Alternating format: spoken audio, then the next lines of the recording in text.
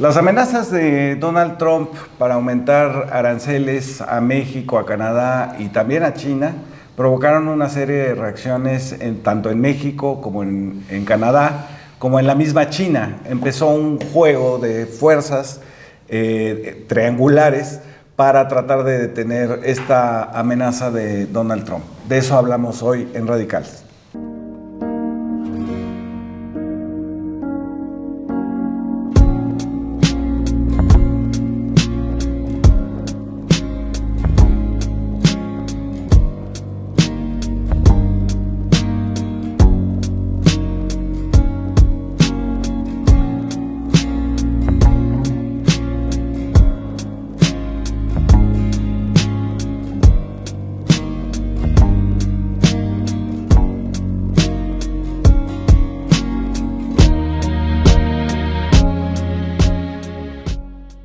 Bueno, ¿qué representan las amenazas de impuestos de Donald Trump y las reacciones de Canadá, la carta de Claudia Sheinbaum? ¿Qué está pasando, Álvaro Delgado? Híjole, a ver, usted que nos ve y que nos escucha, yo espero que cada semana, quiero decirle en primer lugar que, por supuesto, de pronto uno ve remoto y hasta complicado que se esté hablando de aranceles y que se esté hablando de fentanilo, que se esté hablando de cosas que a lo mejor no son tan inmediatas, tan próximas, pero que tienen una afectación a nuestra vida cotidiana. Pero a ver, es que ahí está el primer ¿Por qué problema? nos afecta que un individuo anaranjado que va a tomar posesión como presidente del país más poderoso del planeta, por lo menos en lo militar, amenace a ponerle un impuesto, porque un arancel es un impuesto de 25% a los aguacates que van de Michoacán a Estados Unidos? Pero ¿para lograr qué, Álvaro? Para lograr que resuelvan un asunto migratorio que es un fenómeno, que no es... Y para resolver el tráfico de drogas, que es otro fenómeno. Es decir, ¿por qué vas a poner aranceles para resolver problemas que no son ni siquiera de los países? Porque estamos en el terreno de la irracionalidad también. Porque se le pega la gana. ¿No? El personaje es así.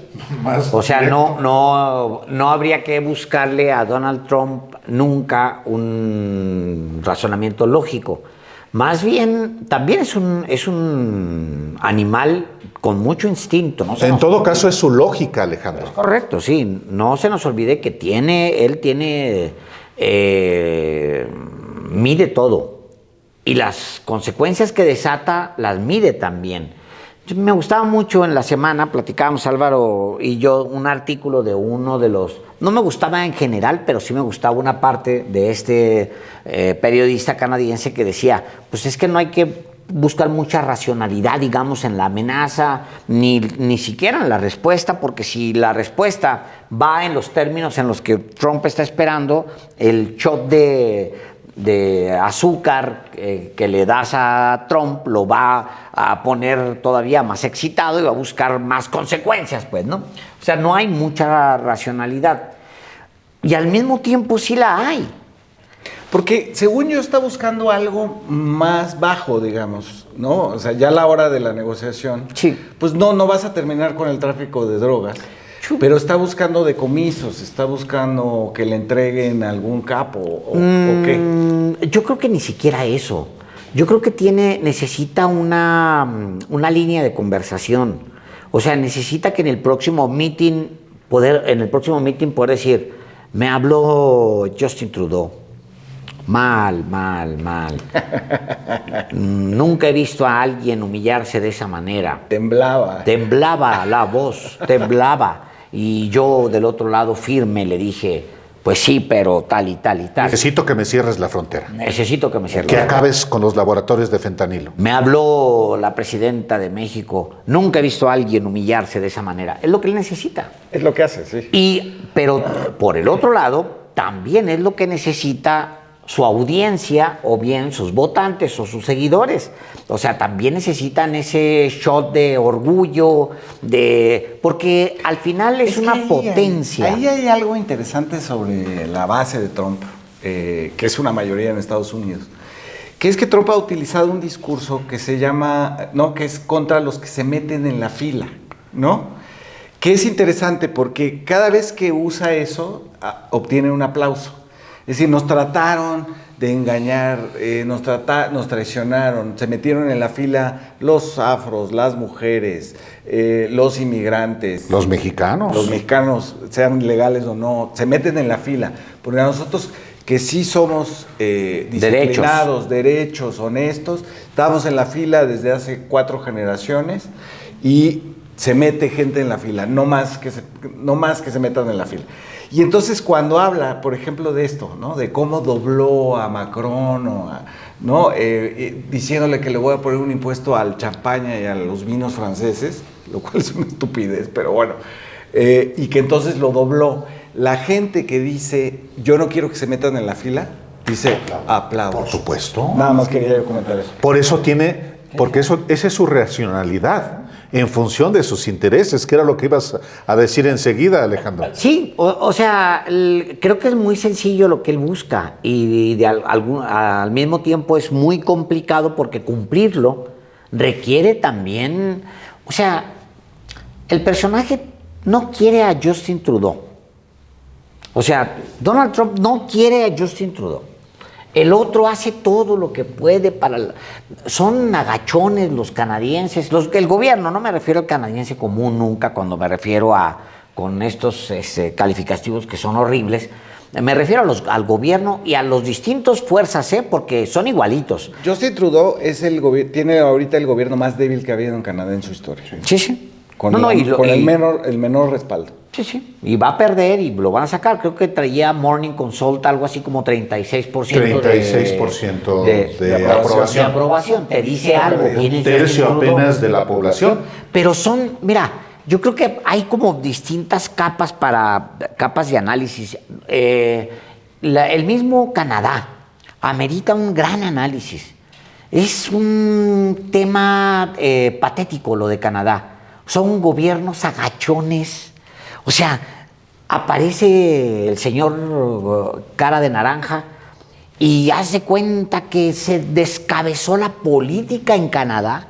Todos corriendo para su lado, haciendo cosas distintas. De repente uno sacó diciendo, yo en este momento voy a ir a cerrar la frontera. Y se fueron a cerrar la frontera con un montón de policías y luego se regresaron porque, pues no era muy lógico hacerlo ahorita, sino, o sea, todavía no toma al mismo tiempo empezaron a aparecer laboratorios de fentanilo. Sí. O sea, los empezaron a descubrir laboratorios de fentanilo, 3, 4 laboratorios, enormes laboratorios de fentanilo. De repente empezaron a acordarse que efectivamente tienen una bronca de fentanilo cuando en las calles están llenos de zombies, desgraciadamente, que es muy triste todo eso, pero están llenos de personas afectadas por el fentanilo, de consumidores crónicos de fentanilo que están cayéndose y a punto de morirse, o sea, literal.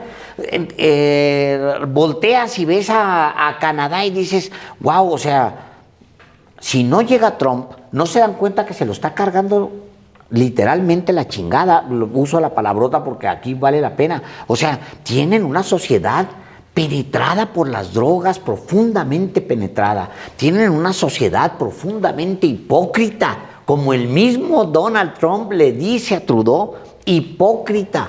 O sea, tienen una sociedad hiperdependiente de los gestos de Estados Unidos.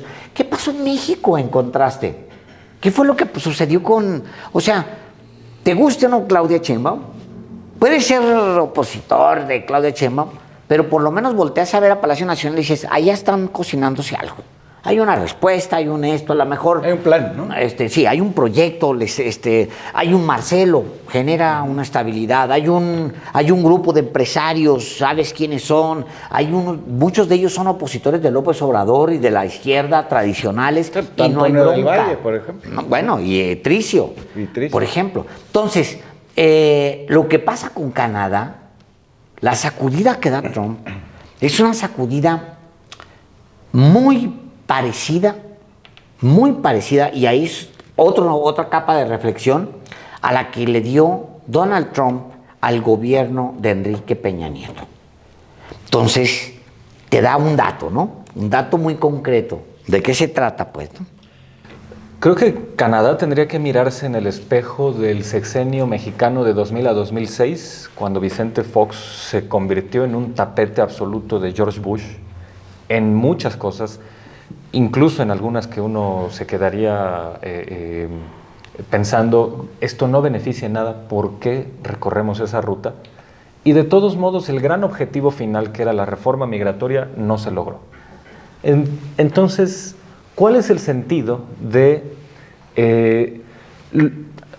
ejercer esa abyección absoluta o ejercer esa, es que ni siquiera es darle por su lado, porque darle por su lado a un estridente de derechas podría ser una opción inteligente, pero no, más bien le das aparentemente la razón y al final no vas a lograr ningún objetivo. Aquí tendríamos que revisar esa parte porque, pues sí, Canadá haría bien en mirarse ahí. Mira cómo actuar así ante un sujeto como Donald Trump, que bueno, a mí George Bush y Donald Trump me parece que han seguido una misma línea ideológica, son muy parecidos. Que sea menos estridente Bush no significa que ideológicamente no sea muy cercano a Donald Trump. Entonces, bueno, ¿cuál es el beneficio de comportarse así? Ninguno.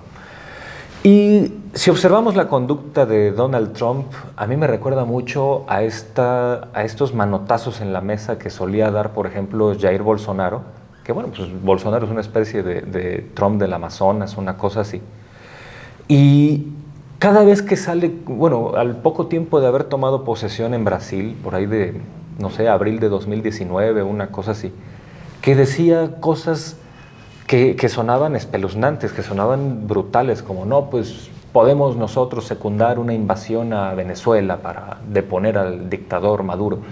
Y dices, bueno, ¿de verdad este sujeto quiere conflictuarse bélicamente con un país vecino?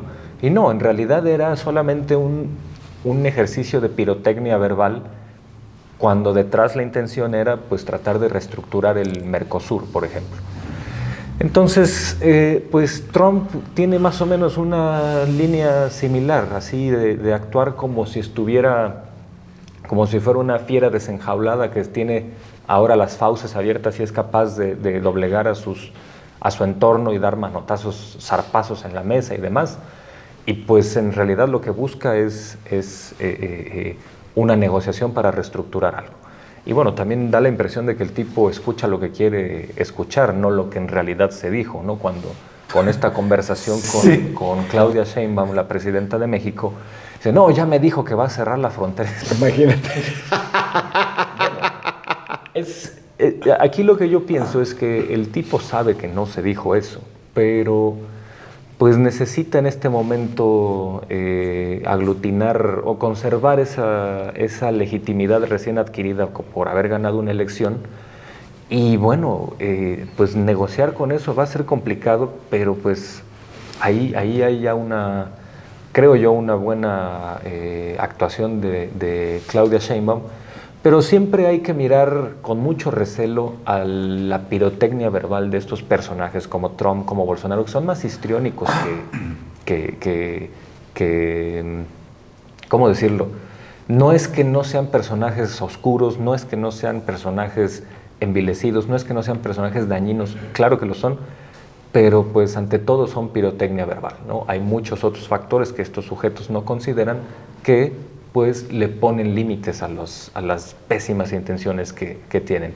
Yo creo que Canadá tendría que aprender esta lección primero de mirarse al espejo de Fox y también saber cómo pues, lidiar con una bestia como es este sujeto. No, yo creo que Canadá debería empezar por verse primero al espejo a sí mismo. No solamente sus autoridades, sino la propia sociedad canadiense. Y es importante no perder de vista porque ya no se va a volverse a ver Canadá como solía verse. Una sociedad pacífica o un país pacífico junto al norte de la potencia mundial un poco los norteamericanos buena ondita, ¿no? Exacto. No como los estadounidenses, sino los canadienses, con la parte francófona y con la parte inglesa, que todavía le rinden pleitesía a la realeza inglesa. Va a verse diferente, porque en esta coyuntura en particular han sido ojetes. Y hay que decirlo de esta manera. A pesar de que estuvieron a punto de ser echados del TEMEC hace 6 años y que López Obrador intervino precisamente ante Trump para evitar ser expulsados, han exhibido una putrefacta condición moral. Y tiene razón el primer ministro de Ontario, que es una especie de gobernador de uno de los estados limítrofes con Estados Unidos, cuando dice, no nos comparen con México. Efectivamente, si a él le parece una falta de respeto que se le compare con México, los más ofendidos debemos ser los mexicanos, sí, a juzgar por el tipo de sociedad que son, por la conducta tan hipócrita, que es una palabra que los define, pero de ese tipo de sociedades o de personas que les gusta más la apariencia, que son los que son de la alta clase social y no tienen ni para pagar la letra del coche, que son los que esconden la basura debajo de la alfombra, ¿no? Que son también quienes se creen efectivamente de la alta sociedad y que en realidad batallan, se están peleando por un peso de la herencia. Canadá es una sociedad que sí ha sido próspera también a costa de otros. Claro. Bueno, hasta la fecha nos sigue expoliando con la minería y otras industrias. Sí, sí, sí. Pero, ¿por qué nos tendrían que comparar? ¿Por qué nos gustaría que nos compararan con los canadienses si en México, por fortuna, y ojalá eso no ocurra jamás, hay, lamentablemente, como decía Alejandro, personas convertidas en zombies como consecuencia del consumo de fentanilo? No en cualquier lugar. En la ciudad, una de las ciudades más prósperas del planeta, que es Vancouver. No nos tendrían que comparar con Canadá, cuando Canadá efectivamente está aflorando toda esa descomposición, toda esa degradación, toda esa decadencia. Sí, es muy bonito ir efectivamente a Quebec, que es una ciudad espectacular. Y, sin embargo, esconde sus problemas. Yo fui la primera vez a Canadá, a Quebec en particular, en el 97. Y sí, es hermoso. Pero decían, desde la primera vez que fui, decían, pero no vayas hacia esa parte. La parte pobre, la parte de drogadictos. Estoy hablando hace 27 años, o sea, casi 3 décadas. Y en Toronto. Entonces, está aflorando, y qué bueno que así sea, en buena medida como consecuencia de Trump, esas cosas, como esa enfermedad sucia de la que no se quiere hablar. Y qué bueno que ahora, en buena medida, se hable de eso. Finalmente somos sociedades que están unidas por un acuerdo comercial y conviene que a todos afloren nuestras cosas que no son gratas precisamente para acabar con ellas. Sí, yo coincido contigo en que Canadá es el país de la apariencia, ¿no? El primer periodo de Trudeau, porque siempre han sido los Trudeau, ¿no? Es decir, primero estuvo François Trudeau en los 60s, también el buenondismo liberal, y ahora... Le tocó con el papá, con Fox, le tocó.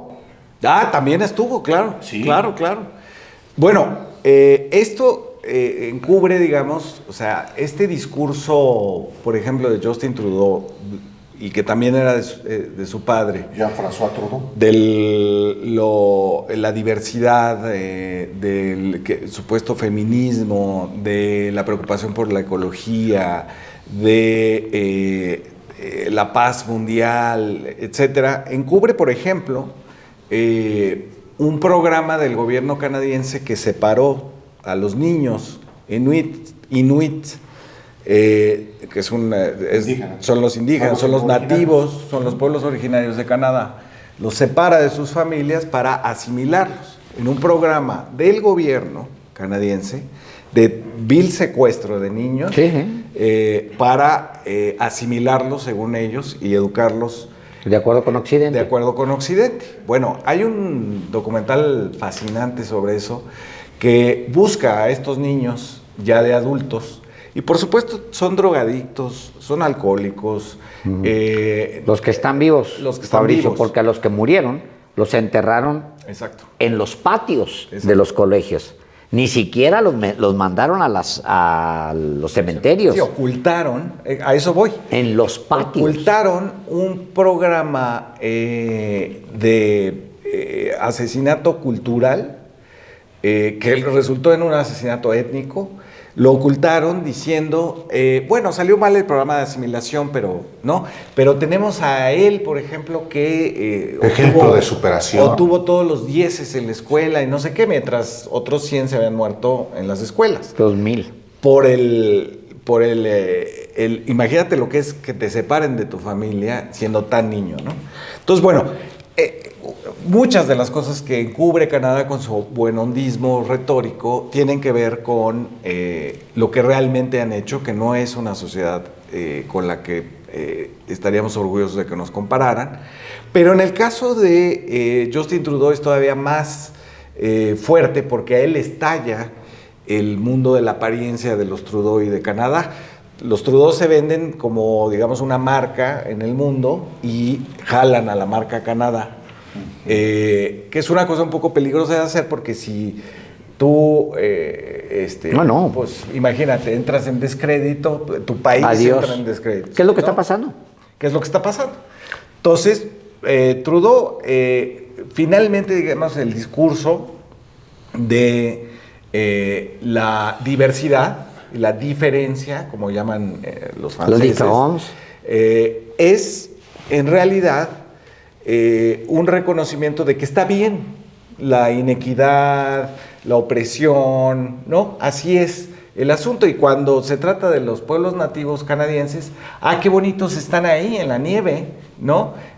Ahí que se queden. Jamás hay un programa para, bueno, pues no secuestrarlos, pero para que no estén oprimidos por el régimen blanco de los canadienses. Y en el caso, digamos, de todos estos escándalos de Justin Trudeau, de haber corrido dos mujeres del gabinete por su origen étnico, de haberse pintado la cara en varias ocasiones de negro para burlarse de esa situación, se disculpó, pero bueno, ahí están las imágenes. Y en el caso, digamos, de su trato con México, pues ha sido absolutamente, digamos... Ojete. Pues sí, digámoslo así. En el caso, digamos, de las mineras a cielo abierto canadienses que se asentaron en México por las concesiones que les dio Felipe Calderón, hicieron, no solamente contaminaron, destruyeron zonas de pueblos originarios, invadieron terrenos, etcétera, sino que, y lo comentábamos aquí, se aliaron con grupos locales de la delincuencia organizada para que les cuidaran las minas, las instalaciones, y ahí hay una serie de casos. Y ese es el tiempo presente, ¿eh? Sí, sí, claro. Es un asunto del pasado. Dicen... Guerrero, sí. Sí, dicen Dulce Olvera y Montserrat Antúnez en un texto publicado justo este 29 de noviembre, dice lo siguiente. Dice, la extracción de oro y plata de los más de 300 proyectos mineros de Canadá expandidos a lo largo del territorio mexicano han causado devastación ambiental y social en las comunidades. Pese a la ganancia para las mineras canadienses y los daños para México amparadas en el TEMEC, solo aportan al año menos del 1% de los ingresos de impuestos totales O sea, no pagan y el impuestos. 0.69% del empleo asegurado, de acuerdo con cifras oficiales analizadas por la organización en Genera. Incluso First Majestic inició hace 13 años un arbitraje contra su adeudo de $180 millones al SAT. Y luego empieza a detallar, o sea, viene, sí, por Calderón, por Fox, tal, pero en realidad la ley minera del 92 con Carlos Salinas de Gortari es la que les abre el paraíso. México es un paraíso para que vengan básicamente a miarse sobre el territorio, porque eso es lo que hacen. O sea, llegan, destruyen y se van. En el caso en particular de First Majestic, que tiene un litigio de 180 millones de dólares contra el SAT, First Majestic tiene detrás una historia vergonzosísima. O sea, es justamente la empresa que le arrebata a los viejitos sus tierras en Coahuila. Y se las arrebata con ayuda de los Moreira, como ya lo comentamos. O sea, es un caso patético porque tenían su propia pista. Nadie nunca supo cuánto oro y cuánta plata se llevaron de México, de territorio mexicano, y ahora mismo están escatimando incluso el pago, llevan en litigio 12 años, el pago de los impuestos. O sea, Canadá es Yo comparo mucho a esta clase política canadiense porque es horizontal, o sea, no importa en realidad si son como Doug Ford de Ontario, que dice, no nos comparen por favor con México. Yo pediría exactamente lo mismo. Sí, no seas imbécil, no. O sea, yo no quisiera ser un hipócrita como el canadiense, ¿no? Como esa sociedad hipócrita. No importa quiénes sean, no sean buena onditas, son exactamente iguales. Todos ellos. Es una misma nata política de hipócritas. O sea, y creo que Canadá necesita seriamente voltearse a ver a sí mismo antes de continuar. Y nada más que no lo hacen porque no estallan en crisis. ¿Por qué no estallan en una gran crisis? Porque siguen expoliando pueblos. O sea, siguen expoliando. Tienen una presencia por todo el continente de expoliación permanente que les permite tener ese welfare, estado de bienestar del que presumen tanto. Claro, mientras sigas expoliando pueblos, pues claro que tienes un estado de bienestar como el que con el que presumes. Le pasa lo mismo que Estados Unidos. O sea, Estados Unidos dice que el American Way of Life, sí, nada más que no hay manera de emularlo. No puede servirte de ejemplo. No es una democracia ni un país al cual pueda seguirlo como ejemplo, porque están en el pico de la pirámide y siempre necesitas a quien saquear. Si quieres un estilo de vida como el norteamericano, mantenerlos como el norteamericano, necesitas pues pueblos para saquear, pueblos para robar masivamente. Y no hay tantos pueblos, simplemente tendríamos que conseguirnos posiblemente en Marte debe haber algunos pueblos de marcianos por allá que podamos explotar. Si no, ya te fregaste. No puedes explorar el American Way of Life, ¿no? Pero el caso de regreso al caso canadiense, el caso canadiense le estalla de la peor manera con Trudeau. Y que a lo mejor vale la pena luego explorar, comparo mucho a Trudeau con el centro en México, con ese centro hipócrita mexicano que es derecha al final, pero que se hace pasar por buena onda. ¿Cuál es la diferencia entre Dante Delgado y Álvarez Maínez y Claudio X González ¿Cómo y se toda llama?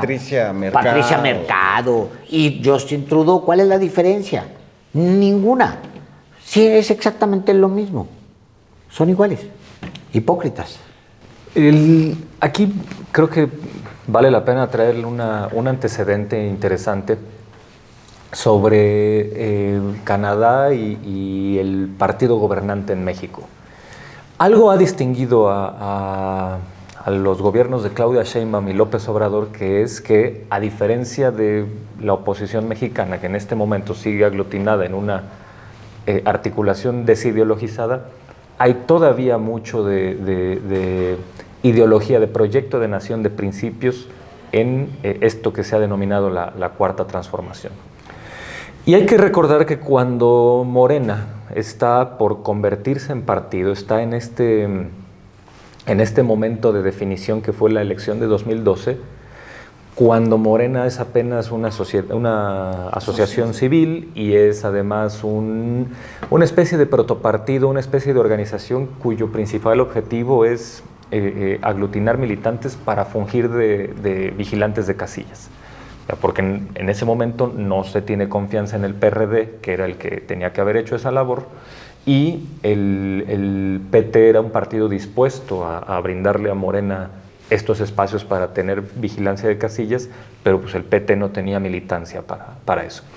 En este lapso, uno de los impulsos más importantes de militantes para Morena en el centro norte del país es precisamente el combate a las mineras canadienses, fundamentalmente en San Luis Potosí, fundamentalmente la minera San Javier.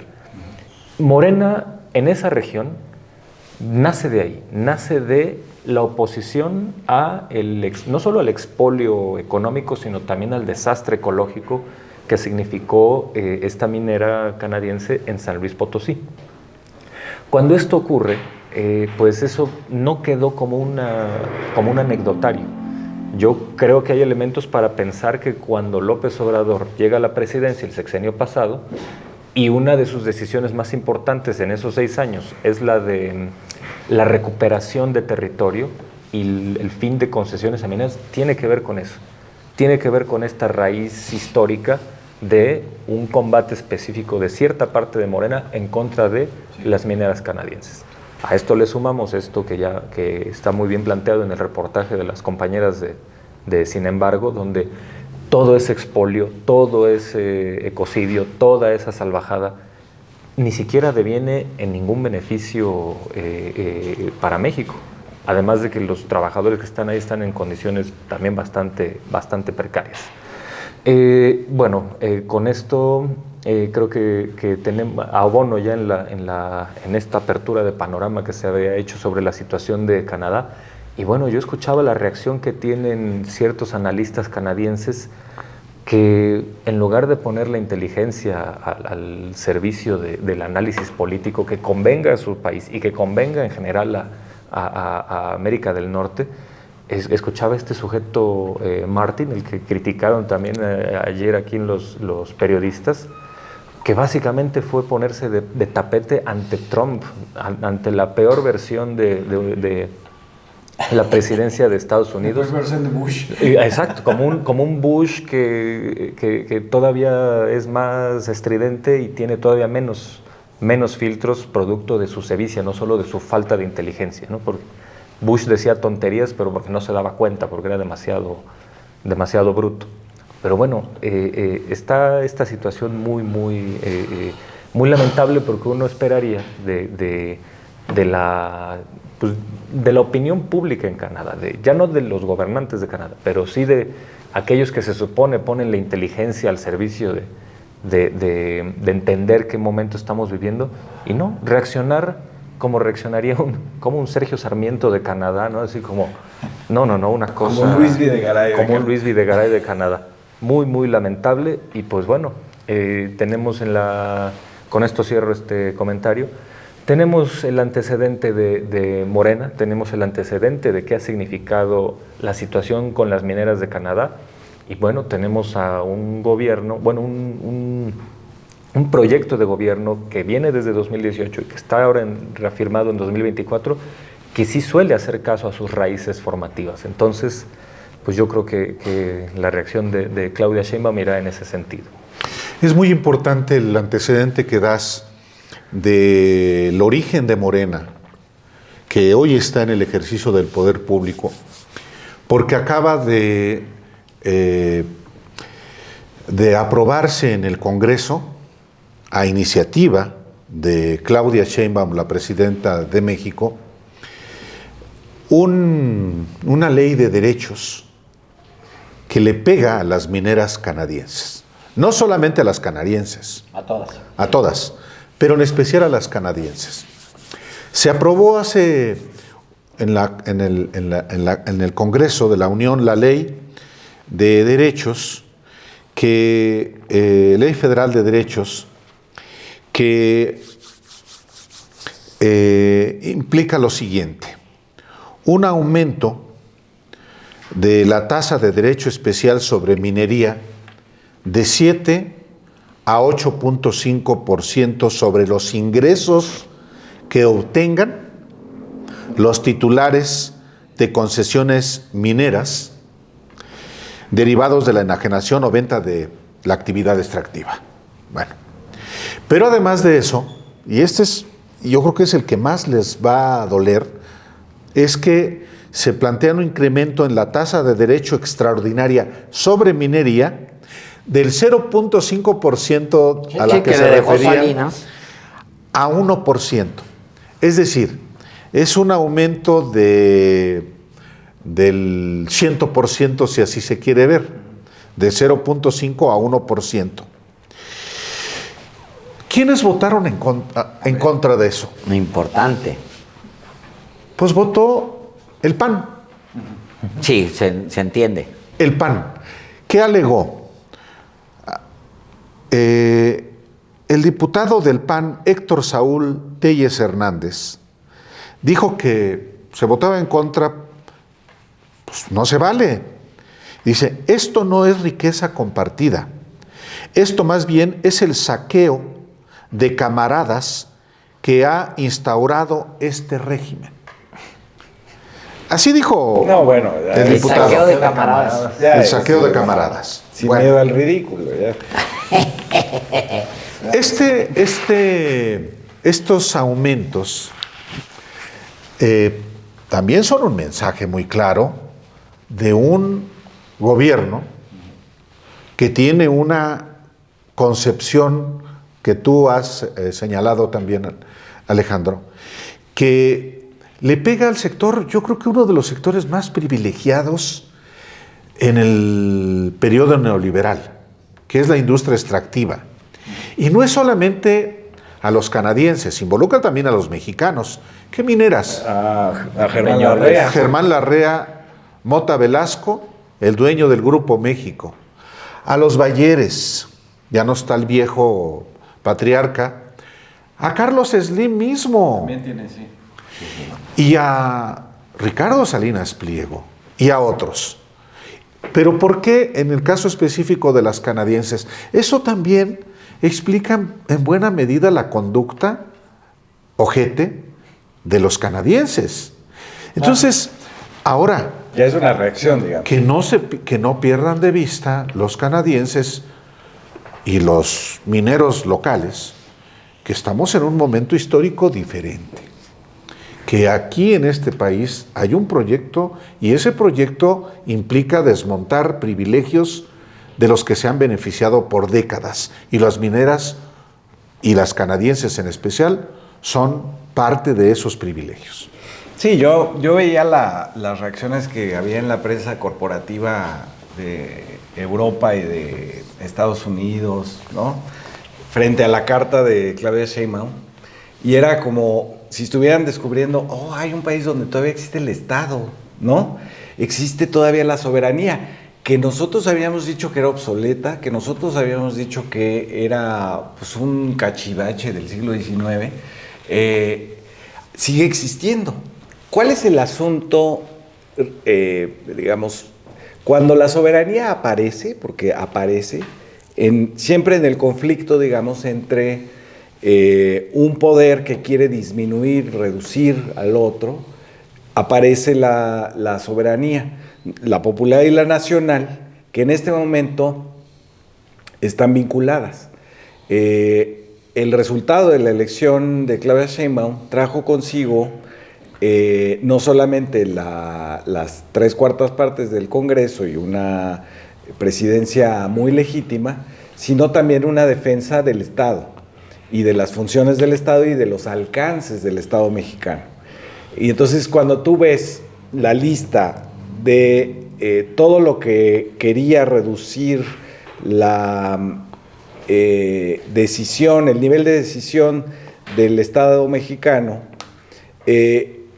ya casi todo está desmontado, es decir, la idea de las privatizaciones de bienes públicos, la religión del libre mercado, los organismos autónomos, las agencias extranjeras, incluyendo al presidente de los Estados Unidos, que todavía no está electo, y digo, ya es electo, pero todavía no toma posición, y ya se están poniendo de tapete algunos.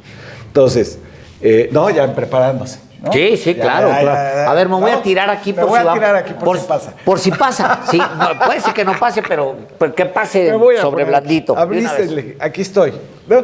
Oye, entonces, Hijos de la lo que estamos viendo, digamos, es la recuperación del Estado mexicano con todo esto y la exhibición, digamos, la aparición de la soberanía, que no es un asunto, no es un asunto retórico o jurídico nada más, como dicen algunos, sino que es un asunto real. Tan es así que los que se ponen de tapete precisamente lo hacen por eso, porque carecen de legitimidad, de consenso, porque la soberanía es una cosa que para ejercerla se necesita tener el consenso.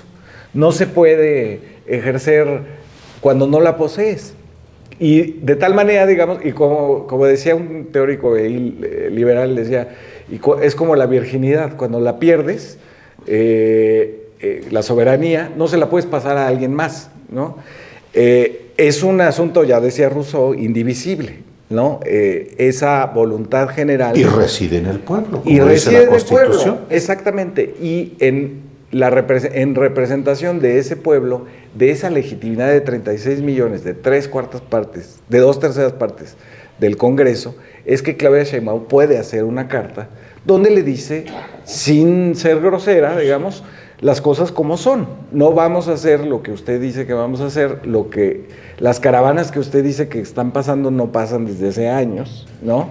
El fentanilo es un problema de la adicción de ustedes no han hecho nada, y ya sin mencionar, digamos, el asunto que va a salir en la revisión del Tratado de Libre Comercio de las mineras y de que no pagan impuestos en México, de que explotan a sus trabajadores, a nuestros trabajadores, y que en realidad no dan cuenta, porque para esto no dan cuenta de cuánto obtuvieron en oro y en plata. Bueno, para esto, para cobrarles el 1%, pues necesitamos saber cuánto Por supuesto, ganaron. por supuesto. ¿No? Y eso ahí implica que el Estado también ejerza la responsabilidad de supervisión. Mínima fiscalización. Fiscalización. Se trata de recursos de México. Nacionales. Claro. Entonces, bueno, concluyo con esto. El asombro, digamos, la admiración que hubo en The Guardian, en otras publicaciones corporativas europeas y estadounidenses,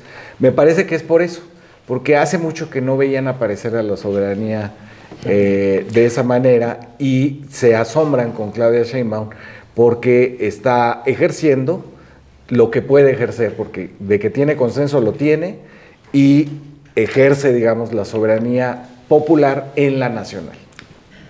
Más bien se hacen locos, porque, fíjate, citas a la prensa británica.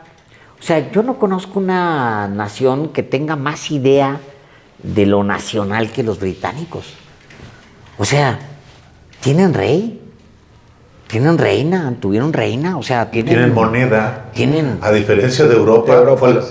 Los únicos que dijeron vamos a conservar nuestra moneda simplemente por no... O sea, aunque les fuera mal, aunque se generara inflación y fueran en contra de la... Brexit. Sí. Bueno, los ingleses, pero Europa tiene un problema con el tema de la soberanía, un problemón. Es decir, sus estados, sus naciones, digamos, están medio sujetas, porque tampoco del todo, a la instancia europea. Se hacen locos. Y luego Fabricio. están en la OTAN, es decir, tienen No he la soberanía, visto, se hacen locos también. Les encantan los países del mundo subdesarrollado que esas sí no tengan naciones, ni ideas de soberanía, porque les conviene, porque pues, hay siempre una voluntad colonialista. Lo que más estorba a alguien que es colonialista es que el otro tenga una idea de nación, porque entonces no te puedes imponer con facilidad. Pero, digo, en 2017, la campaña más intensa de Donald Trump fue: si no existe una nación si no existe el concepto frontera, para empezar. O sea, el mismo Donald Trump tiene en su discurso la idea del concepto de nación y de soberanía. Él lo retoma, más bien lo retoma sin hipocresía, esa es la gran diferencia.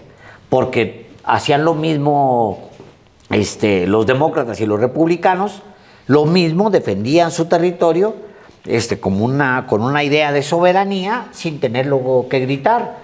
Ahí está el hipócrita de Barack Obama. Digo, pues no hay personaje más hipócrita que Barack Obama. Me cae, o sea, un personaje con México ni vino. Creo que vino una vez, nada más con Calderón. Con Calderón. Y que ahí. Sí. Pero de regreso al tema de Canadá y de esa extrañeza sobre cómo es posible que un pueblo pueda plantear, hablar en términos de soberanía y de libertad y de nosotros, nación. Es más, ¿cómo es posible que Claudia haya tenido la oportunidad de hablar con Donald Trump? Creo que, salvo López Obrador y ella, y quizá el general Cárdenas, nadie había hablado con Estados Unidos sobre Cuba abiertamente diciendo: oigan, Ya quiten el bloqueo. ya quiten el bloqueo. En medio de una bronca que te están echando a ti, hay la posibilidad de hablar sobre Cuba con dignidad, de fronteras con dignidad, de nación con dignidad, de soberanía con dignidad. ¿La hay? Sí la hay. No, decía justamente este periodista, decía, bueno, tirémonos al piso y que nos pase encima, ¿no? Y citaba el otro periodista que los criticaba, justamente a Timothy Snyder, que tiene un texto que es, lo estoy leyendo, me metí justo a partir de ahí, que se llama Sobre la tiranía. Se llama una reconceptualización de las tiranías, ¿no? De qué significan las tiranías. Y da 20 lecciones sobre las tiranías, las nuevas tiranías en el mundo, como les quieras llamar. Él les llama tiranías estas nuevas ideas que hay sobre lo nacional, sobre lo... Y el punto número 1 es: frente al otro, no obedezcas por anticipado, porque vas a generar rápidamente una tragedia política. Que es lo que citaba este periodista, decía, oigan, carajo, o sea, sáquense un librito de Timothy Snyder, denle una leída casi, no se tiren al piso si no le están pidiendo que se tiren al piso. Digo, eventualmente se van a tirar al piso, pero no empiecen por tirarse al piso, porque en este descabezamiento repentino de Canadá, o sea, oías... Todos tragamos mierda, pero no pidan para llevar. No pidan para llevar. O sea, por lo menos no saque la bolsita para que el topper para que le pongan la mierda. O sea, actúen con cierta dignidad. No hay dignidad ahí. Hay mucha hipocresía y hay mucho deseo de mantener el statu quo. Yo creo que es mucho eso. Yo le decía ayer a Álvaro, llega alguien y les mueve el tapetito. ¿Qué está pasando? ¿Por qué se nos estamos cayendo? O sea, cabrones, enfrenten con dignidad sus broncas. Digo, volteas a ver a México. Insisto, te guste o no el gobierno, te guste o no Claudia, por lo menos hay un poco de dignidad en el planteamiento, de decirle, oiga, espéreme, presidente. De hecho, le recuerdo lo que está pasando. ¿Y sabes qué es lo que pasa con Trump? Porque lo experimentó con el presidente López Obrador. Lo agradece. Le baja. lo agradece. O sea, tuvo una conversación con el presidente López Obrador y tuvo una conversación con Claudia que no tuvo con Trudeau. No creo que lo agradezca, pero le baja al tono, claro. Sí le baja. Bueno, hay algo que me gustaría compartir, que es un análisis de un historiador finlandés que se llama Markku Rotsila, que estudia cómo suelen responder los conservadores, los grupos conservadores, ante ciertos fenómenos que para ellos son nuevos, ¿no? Y cómo asumen el reto. Porque para él eso es una cuestión muy importante para entender la mentalidad del siglo XX y cómo ciertos conservadurismos reaccionaron ante, por ejemplo, la Revolución Rusa y esta manera obrerista de entender el mundo y más igualitaria. Y me parece que eso aplica en general al pensamiento conservador en cómo reacciona ante las cosas que no alcanzan a entender o que son nuevas para ellos. Y él habla de dos vías para reaccionar, que es la vía del autocontrol y la vía del control social. En el autocontrol, él plantea que pues, los grupos conservadores o liberales en lo económico, cuando ven algo nuevo o un gran reto ideológico a ellos, como por ejemplo el surgimiento del socialismo, su reacción fue, bueno, a ver, vamos a entender qué hay detrás y en lugar de deslegitimar a ese movimiento, vamos a ver qué de su agenda podemos nosotros incorporar para así evitar estallidos sociales. Y eso es la manera inteligente de cómo vamos a neutralizar a los socialistas, ¿no? En lugar de pelearnos con ellos directamente, bueno, a ver, hagamos la agenda de 8 horas de trabajo diarias, vacaciones, fines de semana, etcétera, porque de ese modo el obrero no se va a sentir tentado a irse a un movimiento más radical y va a atender este llamado liberal. Y ese fue al final de cuentas el origen de la socialdemocracia. Y la otra reacción fue la reacción a la Winston Churchill, que fue la del autocontrol. Perdón, la del control social. Control social, así es que fue no. Cuando surge el socialismo, hay que acabarlos a como dé lugar, a golpes, con violencia, a destruirlos, porque eso es un enemigo con el que no tenemos que lidiar, sino que está deslegitimado, es esencialmente malo, hay que acabar con ellos. Y pues mientras un grupo busca atender las causas, otro busca atender las consecuencias. Me parece que la política de Donald Trump respecto a las drogas y la migración, pues va en este sentido, ¿no? En este sentido de no, hay que atacar las consecuencias y sin siquiera entender cuáles son las causas.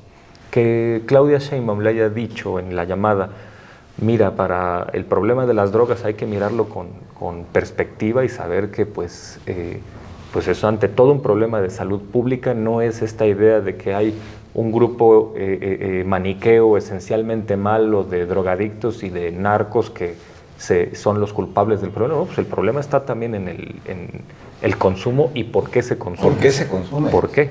Exactamente.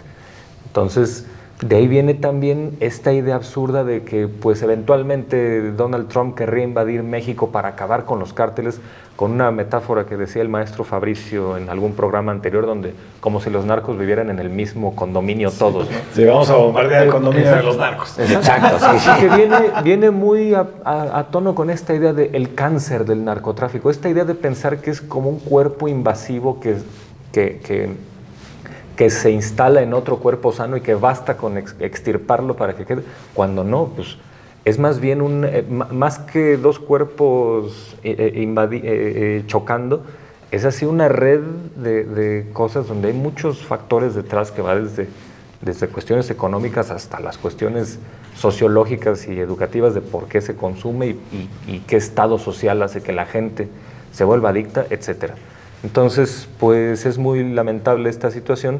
Y bueno, yo cierro con esto. Me parece que sí amerita unas cuantas palabras la reacción de ciertos mexicanos, de ciertos actores políticos mexicanos, sobre todo... ¿Por qué vas a hablar mal de Lili Telles? Bueno, yo iba contra Cuadri. Contra Cuadri.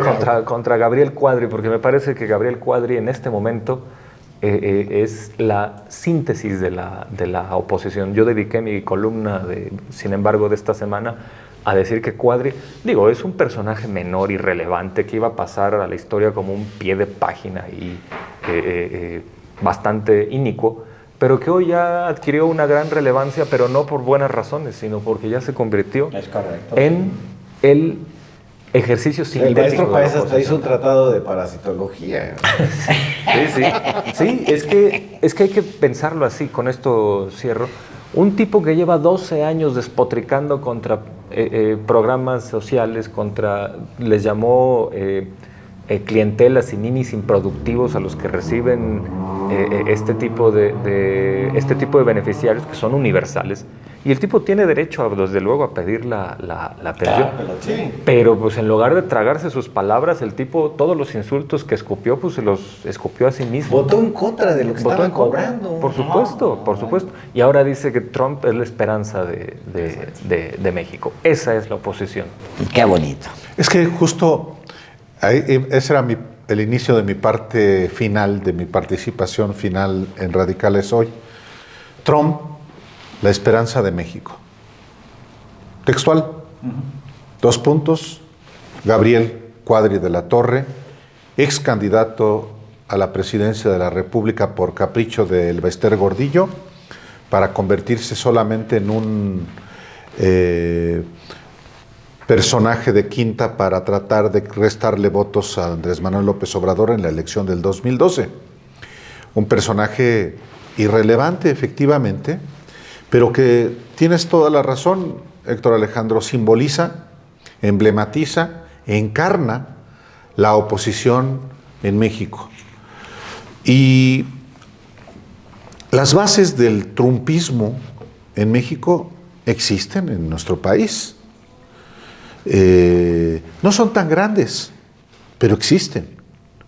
Y puede uno encontrar a personajes del calibre de Quadri, de Lili Téllez, de la diputada local América Rangel, o de Eduardo Verástegui, o de un supuesto partido republicano de un paisano de Alejandro Páez, muy vinculado al fascismo teco. ¿Por qué no dices que Villa es mi paisano? ¿Por qué siempre me tienes que echar los paisanos más gachos? No, bueno, ahí está Javier Corral, también es tu paisano. Sí, bueno. Bueno, tú pediste. Sí. Pues, ¿por qué tienes que...? Bueno, pero hay bases. Son los que yo siempre llamo vendepatrias. Y se enojan porque uno les dice vendepatrias. Pues, ¿cómo les puede uno decir a esos mexicanos y mexicanas que se le someten a cualquiera que venga del extranjero? Pero fundamentalmente se le someten a personajes tan viles como Donald Trump. Y también se le someten a personajes tan viles como Justin Trudeau, personaje ya de quinta que efectivamente forma parte de un clan que ha gobernado como liberal en Canadá y que también pues están dándole una patada en el trasero. Seguramente está viviendo sus últimos momentos como gobernante. Concluyo. En circunstancias como las que están viviéndose en América del Norte, con un personaje central como Donald Trump, con mayor razón hay que ratificar principios. Como gobierno, como poder público, pero también como población mexicana, como mexicanos. Y ratificar principios, ¿en qué sentido? En que no solamente es hoy más vigente que nunca la soberanía, sino también el patriotismo, la dignidad, la gallardía y naturalmente la inteligencia para afrontar lo que estamos viviendo en tiempo real, que es la transformación no solamente de América del Norte, sino del mundo mismo. Lo abordábamos la semana pasada con el tema de si va a haber una tercera guerra mundial. Y hoy lo estamos viendo con las tensiones que implica la llegada a la presidencia de Estados Unidos de un personaje que tiene muy clara idea de lo que quiere hacer con su país, a costa de lo que pueda afectarle a las naciones vecinas o del mundo entero. Entonces, en ese sentido, ratificación de principios en momentos históricos que tenemos el privilegio de vivir. Sí, yo concluiría con esta imagen que hacía Alejandro Páez de Trump lanza un montón de pirotecnia, porque como decía el dueño de PayPal, a Trump no hay que tomarlo literalmente, pero sí en serio. Lanza un montón de pirotecnia y las respuestas en México y en Canadá a cada uno de sus lados son tan distintas como esto que decía Álvaro de la dignidad de una nación frente a un imperio. Y este corredero, me gustó esto de que corrían los canadienses cerrando la frontera y sacando entre laboratorios ellos, de fentanilo que no se sabía que estaban ahí, ¿no? Esa fue la reacción, digamos, de ambos países, y me parece que es interesante en la ruta, que supongo que es una de las intenciones de Trump, en la ruta de la renegociación del Tratado de América del Norte de comercio, ver qué fortalezas y qué debilidades tiene cada uno de los países. En este primer saque, digamos, México resultó un país bastante unificado, a pesar de Cuadri, bastante unificado, y Canadá resultó, pues sí, un pretapete para que pase Donald Trump, que a la mera hora no va a pasar por ahí porque no se le dio la gana. Sí, tal cual. Bueno, pues eso ahí fue está. Radicales. Ese fue Radicales. Gracias a todos. Sí, muchísimas gracias y hasta dentro de 8 días.